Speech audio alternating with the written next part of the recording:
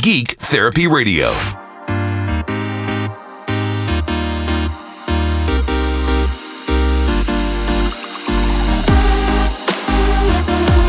Welcome to Geek Therapy Radio. I'm, of course, your mental curator, Johnny Hemberger. For any new listeners, welcome in.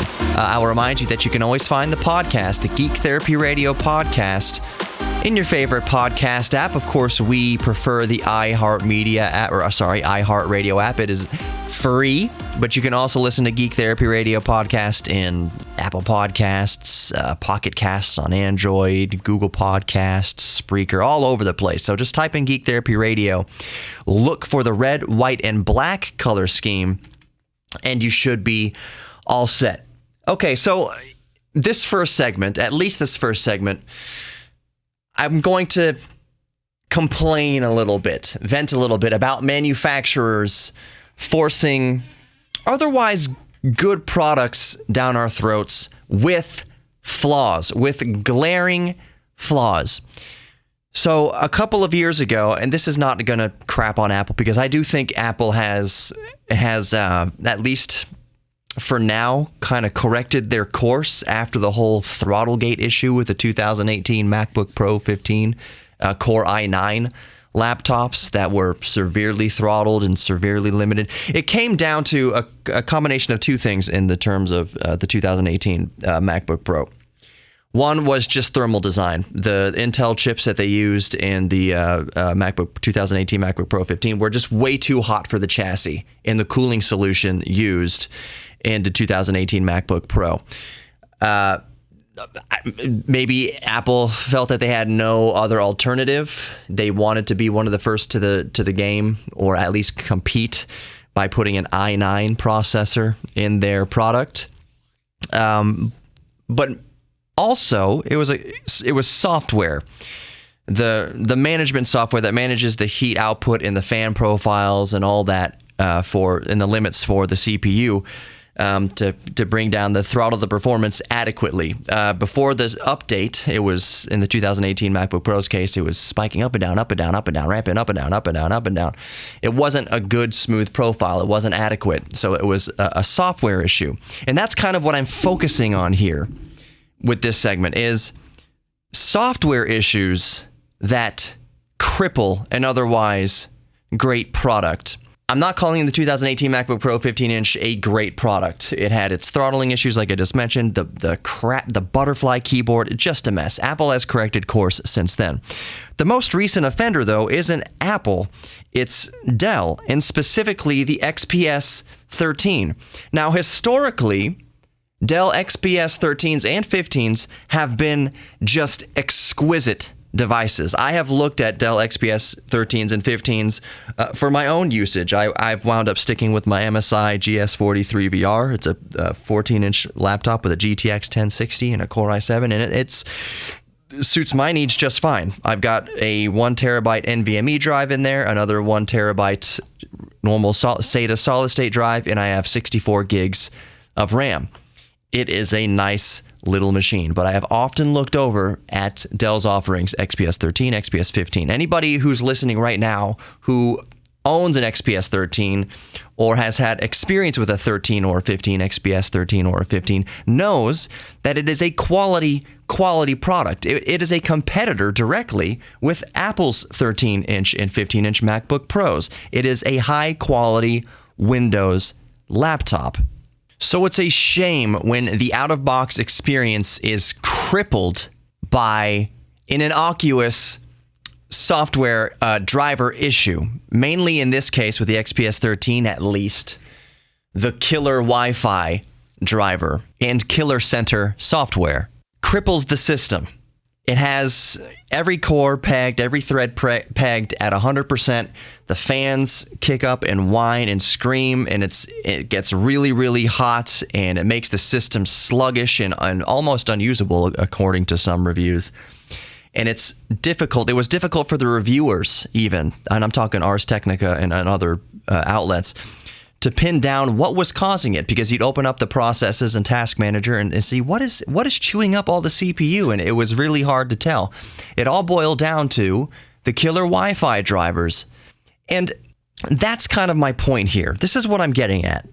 Dell is a massive, massive company. Dell is actually based here in Texas. How does a massive company like Dell let something like that ship out into the wild? How do they not catch something like that first? It makes it glaringly apparent. And the same thing with Apple. How did Apple let the 2018 MacBook Pro release out into the wild with their driver issues that crippled the experience? How did that slip past in a multi-billion-dollar company, in multi-billion-dollar companies? How does it happen? And that's a rhetorical question. It doesn't seem like it makes any sense. You'd think that somewhere in quality control, research and development, quality control, before someone gives the final seal of approval, the final stamp that says this is ready to go out to market, somebody would catch it. Somebody would catch those issues. But apparently not. Sometimes apparently not. Even when you have billions of dollars and millions of dollars behind a product, and you have thousands of employees in an entire quality control section of your business, you still release a product that costs darn near $2,000 out into the wild with a crippling driver issue. And my genuine question is, how does that happen? Because I certainly don't have the answer here. It's sad and it's almost funny to me. Somebody is asleep at the wheel. A few years ago, I won't go into too much detail, but Fox News accidentally aired a gruesome ending to a police chase. And you heard the anchor saying, go to commercial, cut, go to commercial, or whatever. Not one of the sensors caught it. Everybody was asleep at the wheel. And that's the only way I can reconcile the situation with Dell, is that throughout the process, every important person in charge of release at every stage of its release missed it. That it's possible for it to go through all those channels of quality control and still somehow fall through the cracks of all of them. But it just boggles the mind. Not every end user of a Dell XPS 13 is going to expect a problem like that, nor know how to fix it or where to look, and will return the product. And it's just a stupid driver issue. How can Dell let that slip? The fix, by the way, is to delete and uninstall the Killer Center software and forcibly replace the killer driver with the vanilla AX200 drivers. Fixes that the end user shouldn't have to worry about in the first place. You're listening to Geek Therapy Radio. Some very cool NES emulation news coming up.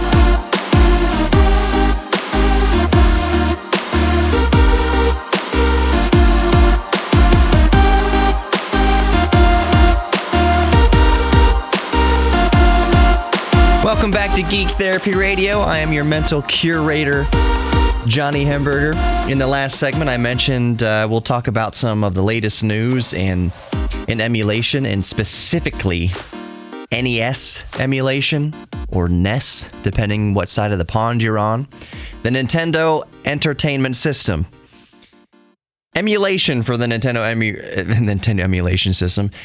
Emulation for the Nintendo Entertainment System is nothing new in its basic form. It's been around since, the 90s at minimum, late 90s at absolute minimum, if not a little bit before that. But it's nothing new. It's been around for well over 20 years. It's well established. There are a few top emulators for NES emulation. I usually use JNES, but I've gotten more into, there's a more accurate emulator for NES, and it's called Mesen, MESEN. And it allows for more accurate emulation, especially in terms of timings. You can get really, really nitty-gritty with the emulation settings within Mesen, MESEN. It's slightly more taxing on your CPU. NES emulators run on basically anything. Mesen, it requires a tiny bit of more horsepower, not much. But the emulator that I use most of the time, since I'm not concerned with extreme accuracy, I'm not doing any sort of competitive speed runs or anything like that, even unofficially. I believe official speed runs have to be done on original hardware. But instead of using Messen, which I use sometimes, the one I use most of the time is called JNES. JNES has been around forever, and that's what I run my NES emulation with. But there's been a major development. I'm not here to tell you about JNES or MESN or the quote-unquote old emulators as it happens. There's a new emulator on the scene. It's been in development since 2015, and it is called 3D Sen. And it is the coolest thing to happen in emulation since the dawn of emulation, at least the dawn of NES emulation. And that's just in my opinion. And I think most people that see this would agree. And now I have to describe it to you, obviously, because it's the radio and the podcast. If you're listening to the podcast, of course, I'm going to have links in the description to all of this information for you to see it for yourself. It is breathtaking. If it doesn't bring a smile to your face and make you say, that's cool, then I don't know what to tell you. Different strokes for different folks, but it made me laugh giddily. It's called 3D Sen, and basically what it does is it makes your old 2D NES games 3D, and it looks amazing.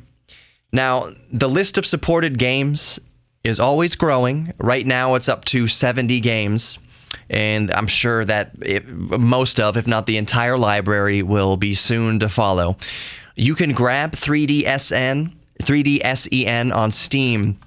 What is it? I believe it's June 19th, if I'm not mistaken. Let me scroll up here. I'm looking at it on my Googler here. I'm on Steam. Planned release date 19th of June, 2020. So, I try to keep these shows evergreen for the most part. But if you're listening past June 19th, it's already on Steam. I don't know about price yet. We haven't seen anything about price. I don't imagine it's going to be prohibitively expensive. I mean, that's completely depends on... I'm going to click on add it to my wish list right now. Oh, it makes me want to log in. I'll add it to my wish list later. No, go back to the page. So, 3D Sen. One of the other cool things about it, I mean, there's many, many cool things about it, but one of the cool things about it is that, yes, it's going to be VR compatible. So if you have an Oculus or another sort of 3D or VR setup in your home, you can play your NES games in 3D, and you can tilt and pan around. So I would describe it, if you've played a 3D fighting game, it's 2D. You're playing. It's a platformer, so you're playing it 2D. It's side scrolling or up scrolling or however the game is done. It's a flat thing, but it draws it out. It draws the sprites out and the graphics out so that it is 3D. And you can use a thumbstick if you have a dual thumbstick controller to rotate around completely in 360 degrees around the space. So you can do it so if you're playing Mario Brothers, you can look at it from the side in 3D, or you can tilt it around so Mario's coming at you, jumping in 3D. So it's really cool. Most people are going to play it. Most of the time you're going to play it. It's just a 2D flat in front of you, but just drawn out into 3D. Think of something like any sort of 3D fighting game. So Street Fighter 4, Street Fighter 5. Yes, it's all rendered in 3D, but you're looking at it from the side. That's mostly how you're going to be able. That's mostly how you are going to play it. You are able to play it however you want, whatever orientation you want. But mostly you're going to be looking at it from the side. It's just going to be in 3D, and it looks amazing. There's one thing you can do.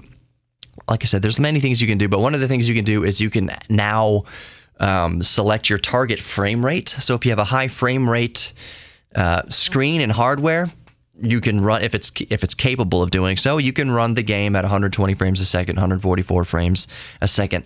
Now, that's not going to be entirely accurate. When I first saw this setting, the first thing that popped out in my mind is it's not going to be entirely accurate if you're running at faster than 60 frames per second. But it's there to play around with, and that's the joy of emulation, is all the tinkering you can do. You can disable sprites and backgrounds and channels of music and do what you want with the game, manipulate it however you want. That's one of the cool things about emulation. So all of that, of course, is there. in 3D Sen. Another cool aspect of it, I think, is that there's zero input lag, there's save states, it has all the normal things you've come to expect from an emulator, and as far as the save states and input lag and all of that. But there's other settings you can do, like dynamic skyboxes. So the game is going to be floating in space, and you're either going to be just a complete black background, or you can choose your own. You can be in the galaxy and the stars, so as you pan around, you're out in the galaxy and among the stars and planets. So the skyboxes are going to be dynamic, and I'm sure they're going to have skyboxes that are game accurate, tied to the game. So Mario-themed skyboxes, Zelda-themed skyboxes, Metroid-themed skyboxes. That's going to be a really neat aspect of it as well. And another cool thing, one of the coolest things, I think, in my mind, is the system requirements. So let's click through these system requirements, because it's going to be available, I should have mentioned that, for Windows, Mac OS X, and SteamOS in Linux. So under Windows, the minimum requirement is Windows 7, 8, or 10. But the cooler thing about it is, more interesting, is the processor and the minimum requirements is a Core 2 Duo. So if you're rocking a processor from 2005-ish, around that era, a 15-year-old processor, you still should be fine. Memory minimum it recommends is 4 gigabytes of RAM. Graphics, Intel HD 530. So not that much, not that powerful of graphics. The system specs are quite minimal. DirectX version 11, storage 400 megabytes of available disk space, and of course that's not going to include ROMs, but ROMs are teeny tiny. Recommended settings, of course, operating systems, Windows 7, 8, or 10. Memory, 8 gigabytes of RAM. Graphics, Intel Iris Graphics 540 instead of minimum 530. DirectX version 11, and the same 400 megabytes of available disk space. So not a lot of resources. This will be available and playable to most people. Again, if you're rocking hardware from 15 years ago and have mediocre graphics, usually the graphics built into your chip, if you're running any sort of modern Intel or AMD processor that has graphics built in, an iGPU built in, no problem at all. But let's look at Mac OS X specs now. Mac OS X 10.12 and up, 4 gigabytes of RAM, and Intel Iris 530 or 540. For Linux, hardware requirements are exactly the same, but you need Ubuntu, or I should say Ubuntu, 10.04 and higher. I'm your mental curator, Johnny Hemberger. More Geek Therapy Radio coming up.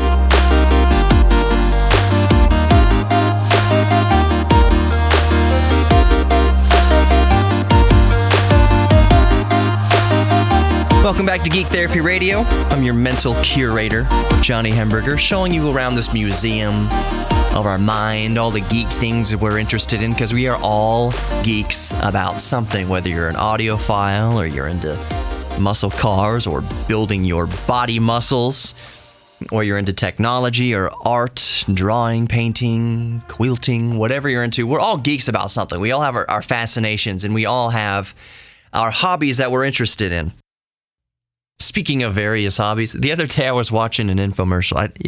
Not an infomercial, but one of those pharmaceutical drug commercials where the first 15 seconds is all the benefits of the drug, and then the last 45 seconds is all the ways it can kill you. Anyways, in all the happy-go-lucky B-roll that they use while they tell you all the things that can kill you, they were showing like a meetup, like a rocket launch meetup. You know those hobbyist rockets? You have those little packs of oxidizer or whatever, the fuel for the rocket, and they go up in the air and they have the parachutes that come down. I always thought that I should get into that.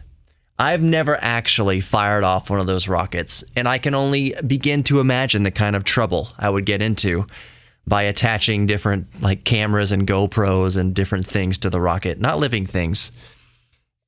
Well, maybe I'll attach Jack, but that would take like a million rockets. Anyways, so over the past few days, past couple weeks, for those of you who don't know, I've been working on a project with David Murray, the 8-bit guy, who's doing a multi-video what's the word I'm looking for? Well, I guess it'd be documentary. A documentary about all the technology that has come out of Texas. What spurred his idea about this is the many conversations that, especially those of us who live in Texas who are more tech-minded and kind of fascinated by technology, you have discussions from out-of-towners and people from out of state, and people would assume that all technology comes from California, basically, that Silicon Valley. Oh, there's a BMW i8 going by. Neat. That all technology comes out of Silicon Valley in California, especially computer technology, which is not true, actually, as it happens. Texas has been a huge part and is still a massive tech center in the world. I just spent the first segment ranting about Dell and the XPS 13. Dell is based here in Texas, in Austin, I believe. Texas Instruments, Compaq Computers was based in Texas. We have NASA. The list is too long. It goes on and on and on. Of course, Midway Games, Doom, or not, yeah, some Doom games, Mortal Kombat, Corsicana, Texas, just outside of Dallas. There's a lot of games and technology and computers and computer technology developed right here in Texas. So David Murray, for this part of the documentary, came down to Houston, and we spent time driving around to the various tech centers around Houston and points of interest around Houston. And the reason I'm telling you about that is, A, the video should be going up probably by the time that this broadcast airs. Very cool video, but it had me whipping out the drone. And when you buy a drone, let's say you spent several $100s on a drone, you fly it around a lot the first few days you own it. And what happens is, this is just my experience, and now we're talking to drone enthusiasts. And drone, I mean, it's a little bit different than quadcopter. Quadcopter, I mean, they're effectively the same thing. Technologically, they're mostly the same thing. Quadcopter, that's more of a connotation of racing. In FPV, first-person view, quad racing, it's way more of a tinker community with quads and quadcopters and quad racing. You can build your own frames and set it up the way you want. They're much faster. They're much harder to control. It takes a lot more skill. But I'm talking about just drones, going out and buying a DJI Mavic or a Mavic 2 or whatever, spending several $100s on a drone and being all excited about it for the first few days. And then what happens is, you fly around, you get used to all the places you're flying around. So usually what that means is you've flown over your neighborhood 4, 5, 6 times and you've seen what you can see around your neighborhood. Now, if you live in a city like Houston, like I do, that means there's really not much interesting. Once you go up a few times and you get a bird's eye view, literally, of your neighborhood and what you see on the horizon. Hey, can I see downtown from Kingwood? Yes, I can on a clear day. Hey, can I see downtown from Missouri City? Sure, on a clear day I can see. So, bottom line is, you see what you can see in your neighborhood, and then you tend to lose interest. Or I think a lot of people, myself included, why am I taking the drone up today? There's nothing fascinating for me to see. There's nothing new under the sun in this neck of the woods. So you put it away, and you dust it off once in a while when a need arises. And usually for me, the experience is I'm going on vacation. The drone I have is the first generation Mavic. So it folds up, goes in my backpack, nice and easily, goes into my luggage. I have taken that thing around the world and gotten some really cool shots around the world with the drone. But that's kind of few and far between. Hey, I'm going to South America or something like that, pack up the drone. But how often am I going to South America? Hey, I'm going to Europe, pack the drone. But how often am I going to Europe?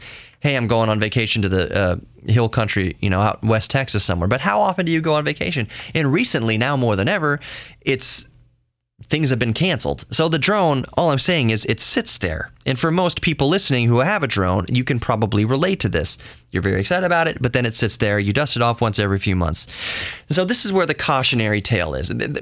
It's cautionary, it's advice, it's suggestions, but also it's just me reinvigorated by how cool drone flying is. You forget. Every time you bring it up, if you haven't brought it up in a while, haven't flown in a while, it's just as cool as the first time. And now you have more experience. You know how to fly it better. You know how to get more cinematic shots. But I'll say the first warning and suggestion is, let's say you have a shoot coming up in the next day or two. You're going somewhere, you want to throw the drone up in the air and get flying. What you're going to run into, and what every drone operator that's listening has run into, and you know what I'm saying here, freaking firmware updates. Just like when you want to play a video game, if you haven't played video games in a while, you sit down for the PlayStation 4, PlayStation 5, or at your PC or whatever, and you have to wait for updates. 20 minutes later, and you've lost interest. You don't even want to play the game anymore because it's updating. Now imagine you take your drone out for the first time in a few months, and it's something critical. You don't have a lot of time. You need to get this thing up in the air, and the first thing the app tells you, critical firmware updates required. Or it needs to update the geofencing map or whatever. It requires updates. So what I'm saying is to minimize that disappointment, because it really does take the wind out of your sails when you're all excited to fly your drone, you plug in your phone to your controller and you get the drone and you fire it up and you connect. Firmware updates required. Few things are more, make you hang your head more than that, or more frustrating. So if you know you have something coming up, whip the drone out the day before, not just a few hours before. Whip the drone out a day before and do those updates. Drone owners know this, and non-drone owners, I'm warning you of this. Big updates can take a long time. They can take 30 minutes or longer. They require, hey, charge your battery up to the fullest, because we're going to update the firmware not only for your remote control, your RC control. We're going to update the firmware for your control, for the actual body of the drone, and the firmware of the battery. And all of that, if you haven't flown your drone in a long time, takes, I'm saying, closer to an hour than less than an hour. It's seriously 30 minutes or more. And easy. And that is not something you want to face when you need to get your drone up in the next 2 minutes. Oh, that's really cool. I want to look at that statue. Firmware updates. So now, for those of you who don't have a drone, you've always been excited about having a drone, what drone to buy, what your budget's going to be. Here's my advice for you, and because this came up just yesterday as I was fitting an ND polarizing filter to the front of my Mavic. I'm updating firmware, and I'm going through all that business and putting the new lens on and all that. A coworker said that they were interested in getting into flying drones. What should they do? Which model should they get? And I said, next time you're at Kroger or the grocery store or anywhere that they're selling those cheap little $20 quadcopters, get that first, because you will crash. Yes, there are all sorts of GPS locking and sensors and radar and stability controls and everything for a multi-$100 drone like a DJI Mavic or a DJI Phantom or what have you. But it's still best. It's like driver's ed. You don't get taught how to drive with cruise control. So buy a cheap $20 drone and then just try to hover it. Get it about 3 feet off the ground and try to keep it within a 3-foot circle. That is really going to help bring you up to speed on the motor skills and the feather movements, the hair trigger movements that are required to keep a drone stable. We're used to playing video games where you're jamming the stick left and right harshly. That's going to crash the drone instantly. It's very tiny inputs, and just hovering a $20 drone, just keeping it centered and try to hover it in one place. Every time you charge out the battery, spend the entire runtime of the battery the first several times you fly just hovering it. Just keep it in place and under control. That's the best advice I can give you. Before getting an expensive drone, hover a cheap drone. More Geek Therapy Radio coming up. Don't go anywhere.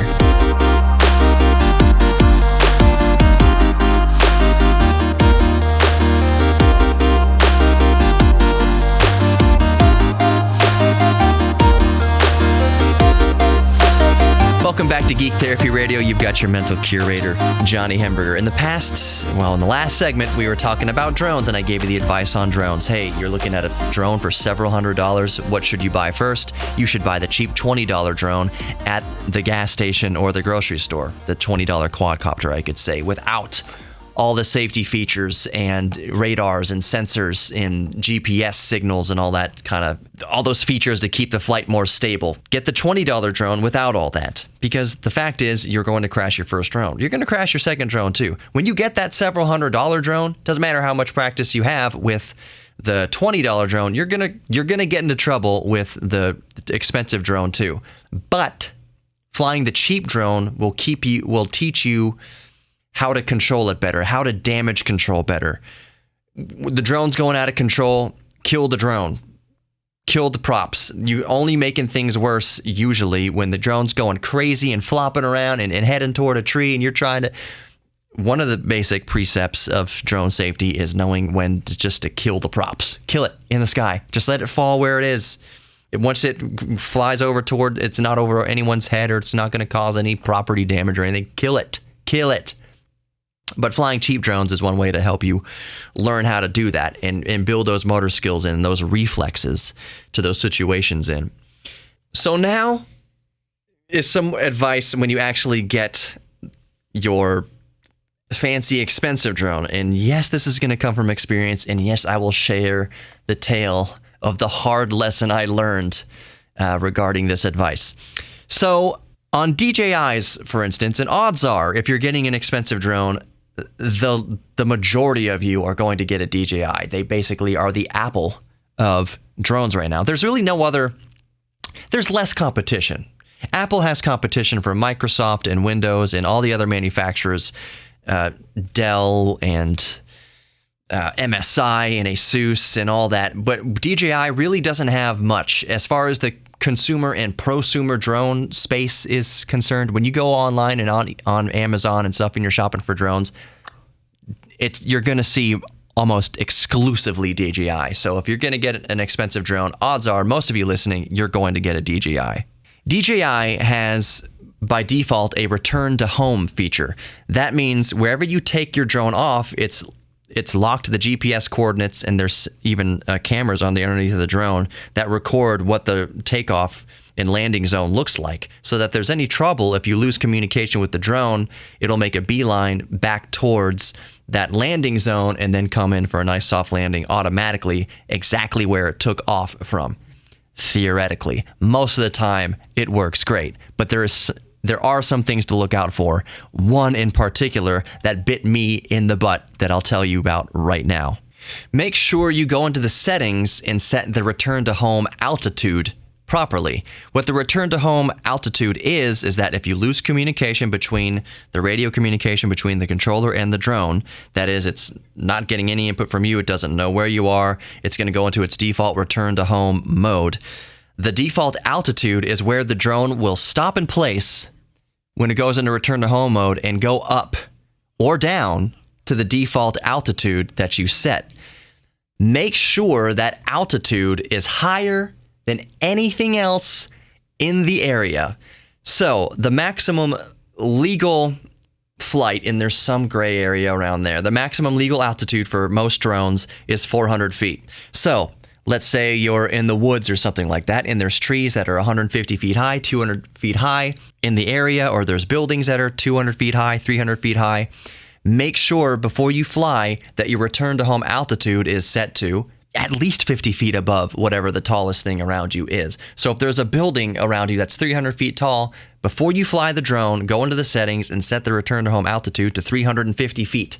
So that you know that when the drone stops and he loses communication and stops and then goes up or down to the set return to home altitude, that you know it's going to clear everything in the area. Do that first. Check your return to home altitude. Now let me tell you sort of an incriminating story, a harrowing tale of how I crashed into the Williams Tower here in the Galleria area of Houston. What is the Williams Tower? 900 feet tall or so.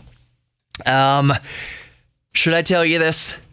I think I will. Enough time has passed. It was at the early point of consumer drones, and there was a lot of gray area, and people were still the laws are still kind of coming into effect and writing laws and whatever. So I'm just gonna say I got into some trouble.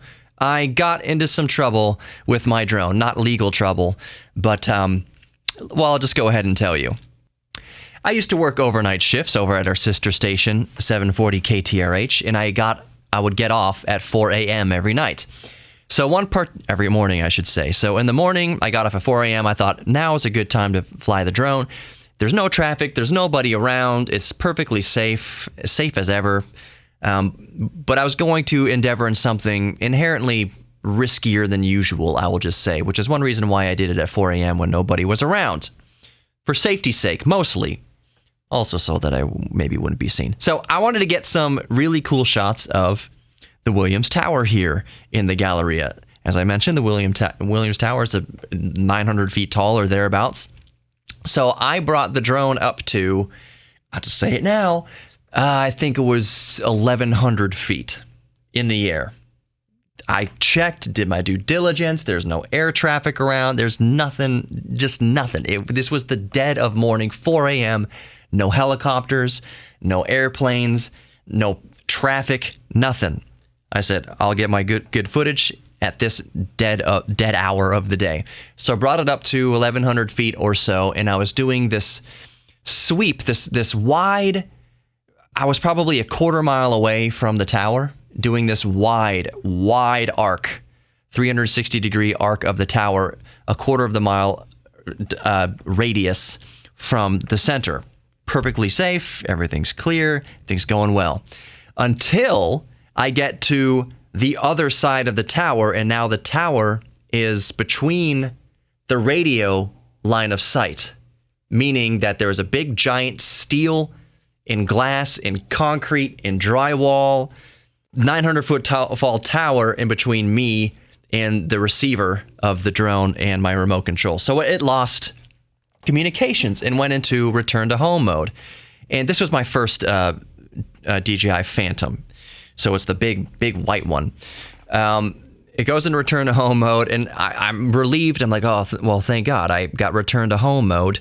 It'll take care of it. I mean, I don't have to worry about that return to home. And then as immediately when I thought that, I remembered I have the altitude set to 400 feet for return to home mode. And my heart dropped knowing what was about to happen. And I have footage of this, and I will probably upload it to the Patreon. The drone did a beeline right into the tower. It was a quarter mile away, so there's plenty of time. You could watch it on video. It's heart-wrenching. It's going right towards the glass of the tower. Oh, no. So my Phantom bounces off the tower like a tennis ball off a racket. It just bounces right off. Didn't break any window, nothing. It wasn't really even going that fast. Just bounced off like nothing, spiraling down to the earth. And you got to realize what I'm thinking here. That's all together. That's about $1,200 that's about to get destroyed in the blink of an eye. I think I had the thing for just a few days. Oh my gosh, how my heart dropped. So I drove to the Galleria, which is only maybe half a mile from where I'm standing here at iHeartMedia, with my remote control out the window, hoping like it'll catch signal and it'll stop and hover where it is hopelessly. That wasn't the case. It crashed. Long story short, I picked up all the pieces of the drone. It didn't fall on any balconies or anything like that. And remember, there's nobody around. It's 4 a.m. So I picked up the body of the drone, the battery of the drone, but I couldn't find the camera. I came back the next day, found the camera, and I fixed it, and I was flying it again the next day. It fell 400 feet, 700 feet, several hundred feet in the air, into the grass, into the sprinklers. I was flying it again the next day. Crazy. Be sure to visit my friends at Best Automotive in Kingwood on North Park. They'll take care of your classic or new car. Know that you're worthy of love, both giving and receiving love. Everybody is worthy of love. All races, all colors, all creeds, all religions. I love you very much, and I'll talk to you soon. As always, check out geektherapyradio.com for podcasts and more information. Take care.